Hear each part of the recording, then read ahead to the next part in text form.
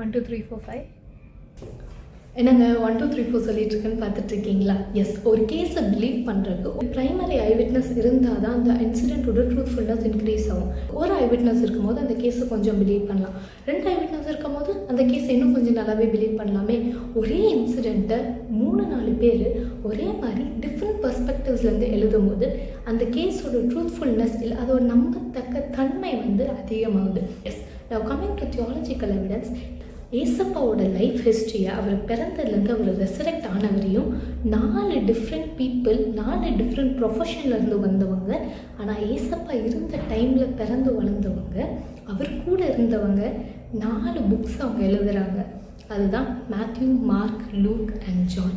Yes, all these 4 people's background are absolutely different except that one common point, they were all Jews and they were followers of Jesus Christ.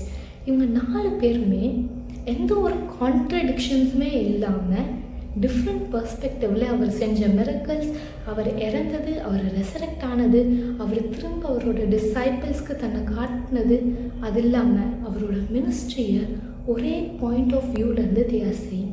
So நம்மளுக்கு இங்கே ஒரு primary eyewitness இல்லை, 4 primary eyewitness. Perspective டிஃப்ரென்ஸாக இருக்கலாம், details டிஃப்ரெண்ட்டாக இருக்கலாம், ஆனால் எந்த ஒரு கான்ட்ரடிக்ஷன்ஸுமே இல்லாமல் you have all the 4 books that's been given to you.